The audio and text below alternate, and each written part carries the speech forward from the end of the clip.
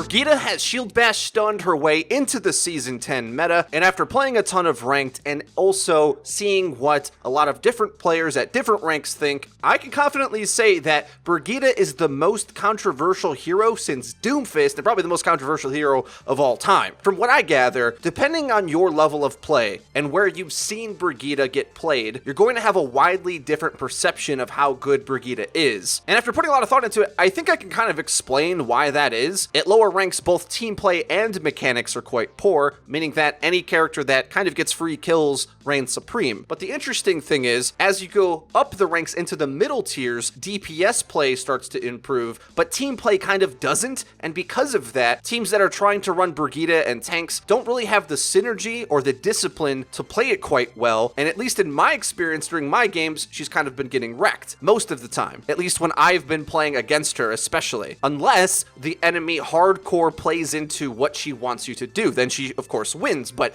that doesn't to me make it seem like she's overpowered, because I can't even really say I've seen her tested properly in my games. But at the really high levels of matchmaking, top 500 and even into pro scrims, there's much higher level tank battles going on. It becomes a bit harder for DPS to farm the tanks and Brigitte, at least at those tiers. Now that sets us up for a very interesting template to discuss this character, and within these different tiers, different players have different solutions to what they want to see nerfed on her. Probably the lower you are, it seems like her mid-fight stunning and insta-killing is what is of utmost concern, and at the higher ranks, the fact that she's able to manipulate armor in a way that guarantees point presence. And I think that is the most interesting thing about Brigitte, but also something that I think has been underdeveloped in terms of how teams are countering her. What do I mean by that? Well, something that I harp on about quite frequently is to make sure that you focus on the team fight well over the objective. It's almost always better to worry about map control and sustaining the team fight than it is to play the objective. However, Brigitte kind of breaks that rule because she really amplifies your point presence to a dominant degree, and teams have really struggled to break through and frag past that sustainability without dying themselves. Because even though I do believe playing for frags is always better, if the Brigitte ends up in like a 3v3, she's so good at dueling. If she stays alive into a late fight, if you don't have the perfect character to deal with her, she has a shield, she's not getting off that objective, you come to try to contest her, she's bashing you in the face. And I think that's a big reason why at the higher levels of play, teams are able to just go cap the point, and unless you bring the right type of firepower, you're not going to be able to blast your way past it. However, at the same time though, I think we've seen this exact scenario play out with Quad Tank. This new Brigitte play style, I think, is a lot stronger than Quad Tank was, admittedly. However, it has the same win conditions, I think, to drop point presence and to bring the right types of firepower to shoot around it. The number one thing that I really want to see teams start to try more often against these really tanky point presence Brigitte comps is going greedier with damage. Because if you're able to set up a scenario where you get either a crossfire or simply avoid combat in close range and play for shield break with better firepower, I think then the firepower comp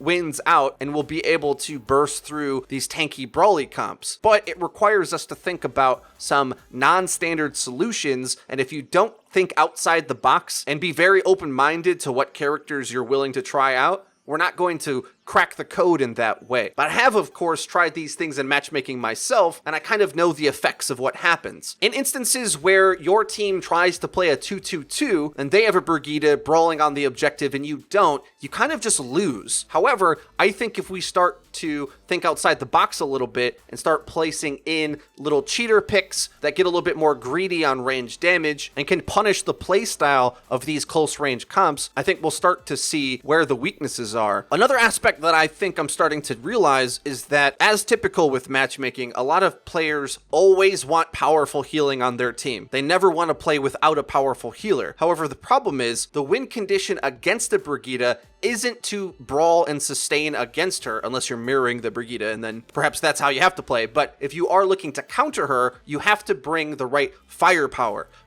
range, splash damage, shield break. Those are the keywords that you want to think about. So you're going to want to make sure that your team comp is built to deal more damage at medium range, rather than try to put resources into your tanks who are just going to lose that brawling battle against Brigitte anyway. With all this being said, I do think she is essentially a must pick on maps like Lijiang Control Center and King's Row. And I'll show some examples of us running that on screen. And in both instances of Lijiang and King's Row here, the enemy goes Moira Zen, which I don't think satisfies the win condition against Brigitte Rhine at all. It can be very tempting to try to put a character with a lot of healing like Moira into these comps against her. But again, the problem is positioning and firepower, not healing. If you're looking to have healing bail you out of a brawl against Brigitte, you're simply going to lose. Her healing is decent, and she has burst damage anyway. The insane crowd control of what she does focuses the damage of the enemy in a way where Moira is going to look really, really weak unless you overwhelmingly win the fight from the start of it. Because imagine this, it's kind of like I was explaining before.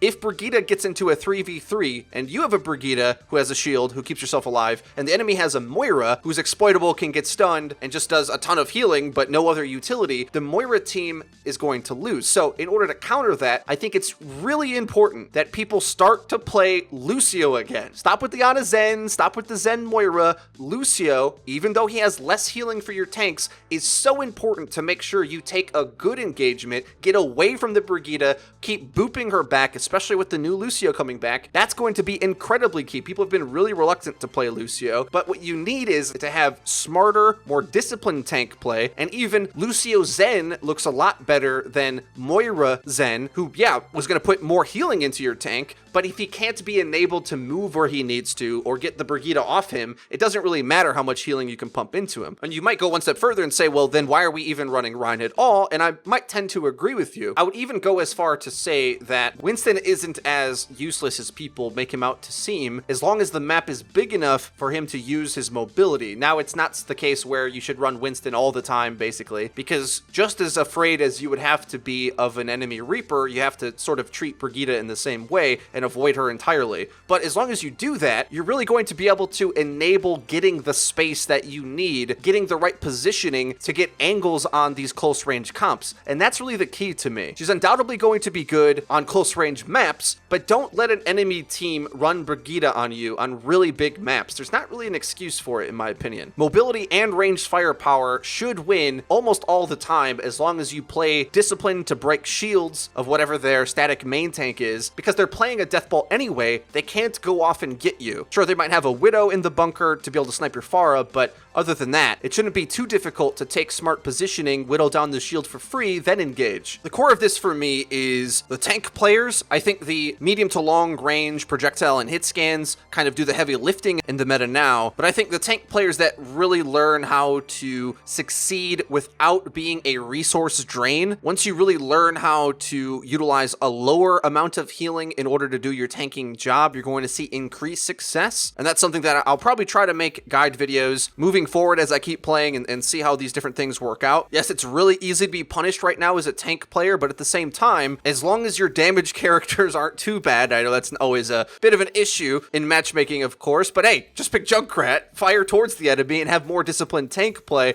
you're going to see a lot of success. Because remember, Brigitte is not a powerful healer. You're going up against a Brigitte. If you feel like you need more healing, you have to think to yourself, well, how is the enemy getting away without having as much healing? Powerful healing doesn't win anymore. The meta is kind of shifting towards more cooldown based and positioning fights, and if you don't win the game on that front in those terms, I think you're really going to struggle. To some degree, with characters like Diva, a little bit less prevalent right now, I'd like to see more testing around Ana. The only problem is, I think armor and stun is what's dictating Brigitte to work, and anti-nade doesn't really do anything against armor. If it had like a corrosive element or something, that'd be an interesting buff where it reduced the effectiveness of armor or removed the benefit of armor completely. I think that would be an interesting idea. But beyond that, it's actually more important to me that you have support characters that can deal damage to break shields and whittle down tanks, more so than have a character like Moira, who's pumping a ton of healing but not doing any damage herself. Mercy's pretty good as well with the damage amping on Junkrat and of course with res and stuff, but that's how you want to play, in a more guarded,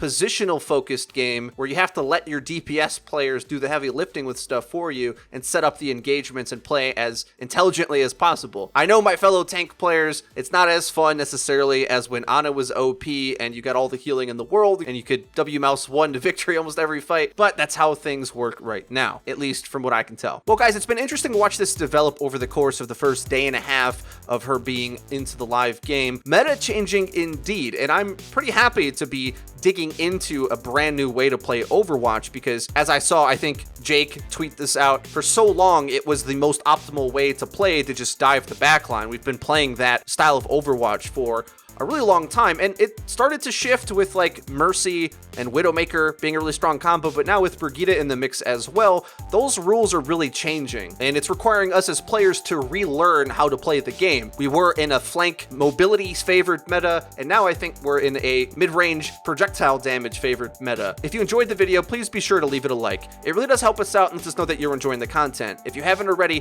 please subscribe because we upload each and every day, so you're going to hit the bell icon so that you get notified when our videos go live. Link in the description is our Twitter, where we tweet out news, updates, and dank memes. That's been it for me. I've been FREEDO for Your Overwatch. I'll see you guys next time.